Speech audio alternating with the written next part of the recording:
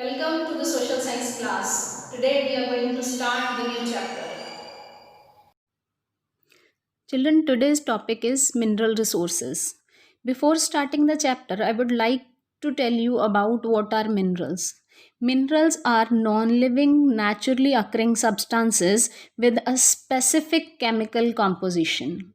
Children, minerals are present in all the rocks found in the lithosphere. Rocks are made up of one or more minerals. The amount of minerals present in a rock varies from region to region. A rock that has a large concentration of a mineral is called the ore of that particular mineral. The minerals are having few characteristics like they are non-living naturally occurring substances that are concentrated in a particular area. Minerals are unevenly distributed over the earth's surface. Mineral resources are exhaustible in nature, and minerals have a definite chemical composition and specific physical properties. Human beings have found various minerals and utilized them for their own need since prehistoric times. Children, minerals are classified into two broad categories, that are organic minerals and inorganic minerals. Organic minerals are the minerals that were formed millions of years ago from the remains of living things such as plants and animals. These are also known as fossil fuels or mineral fuels. Example of such minerals are coal and petroleum. Second category is inorganic minerals. These are the minerals that are formed from non-living things, and these inorganic minerals are further categorized into two types, that is metallic and non-metallic minerals. Some examples of such minerals are iron, copper, etc. Children, metallic minerals are the minerals from which metals such as iron, gold, copper, etc. can be obtained. They are found as ores. Most of the metallic minerals are found in igneous and metamorphic rocks. These minerals are hard and have luster. Children, metallic minerals can be further divided into two types, that is ferrous and non-ferrous minerals. Ferrous minerals are the minerals that contain iron content, means presence of iron content is there. For example, iron ore, chromite and manganese. Whereas non-ferrous minerals are the minerals in which iron content is absent or it is not at all present, for example gold, silver, etc. The second type is non-metallic minerals. Non-metallic minerals are the minerals in which no metallic content is present. The example of such minerals are nitrate, sulfur, talc, salt, coal, etc. And these non-metallic minerals are generally found in sedimentary rocks only. Children, the process of taking these minerals, extracting these minerals from the earth is known as mining. While mining the minerals, a few points are to be considered. First, the quality and quantity of minerals should be high. Minerals found in lesser quantities are not worth mining due to the high cost of extraction. Second is accessibility of the region.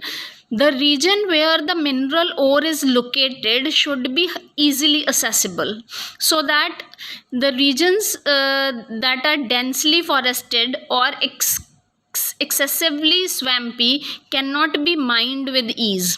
Third point is depth of the minerals.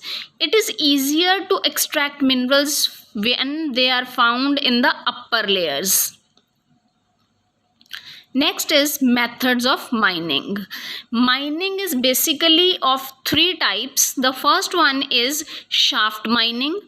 A few minerals need to be extracted from deep under the surface of the earth. For such minerals, deep hole called shaft has to be dug to reach these minerals, which is known as shaft mining. Second is open pit mining. This type of mining is very useful for the minerals, for the substances which are located very close to the surface of the earth, that is called the quarries. Third type is drilling. Drilling is the process of extracting mineral, oils and natural gas by digging deep wells, and then drilling is performed in various ways depending upon the size of the opening and type of the rock that has to be penetrated.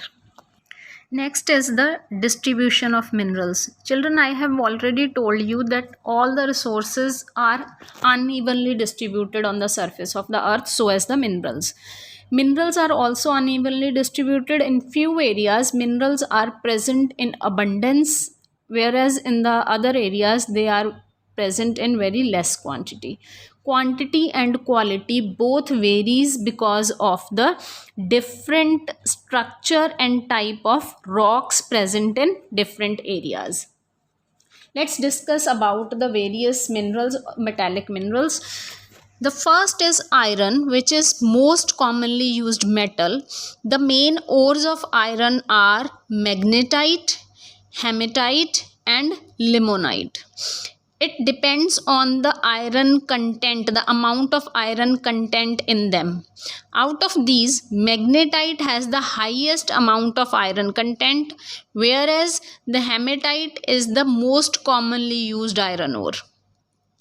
Iron is mixed with other substances to produce steel, which is very useful in our day-to-day life, for making machinery, for transport equipments, for agricultural tools and many other daily items.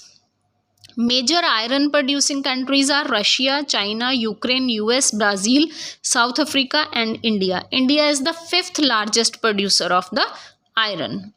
Second is copper. Copper has high conductivity. Therefore, it is mainly used in electrical industry to make electrical wires and appliances. It is also used for producing various alloys. Children, you must have heard about the alloys. Alloy wheels are very commonly used term which we listen in our daily life. Largest producer of copper in the world is Chile. And then other major main copper producing countries are USA, Peru, Russia, Canada and Poland, etc. Next is bauxite. Bauxite is the ore of aluminium. Aluminium is the lightest metal due to its light weight. It is used to manufacture aircrafts. It is also a good conductor of electricity and is thus used to make electrical cables, and the leading producers are Australia, Jamaica, China, Brazil and India. Next metal is manganese. Manganese is used to make steel and other alloys, and it is also useful for making bleaching powder, electric batteries, glass and tiles. The main producers are South Africa, China, Russia, Australia, Brazil, India and Mexico.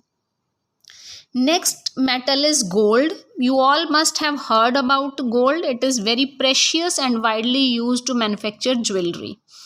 It is found in limited quantities and has many exclusive properties. It is also used for foreign exchange. China, Russia, Canada, Peru, Australia and South Africa are the largest producers of gold in the world. Next is tin.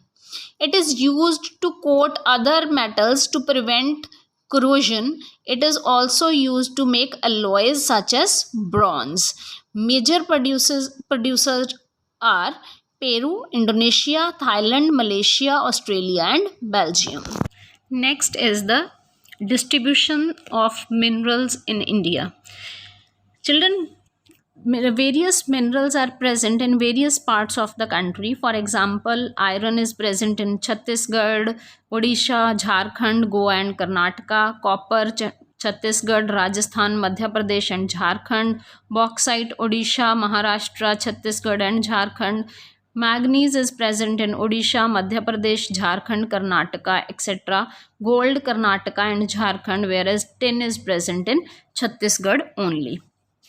Apart from this, now the methods to conserve the mineral resources. Children, as you all know, that it is very very important to conserve the various minerals for the future use. Due to the increasing world population and unending demands of the people, the usage of mineral resources has drastically increased over the past few years. If we do not control the usage, it would be very very dangerous for the future generations. So what are the measures to control this is, first is, with the help of technology, we should try to improve the technique of extraction and purification of minerals to avoid their wastage. Second is, metals such as iron, gold, silver, and copper should be recycled if possible.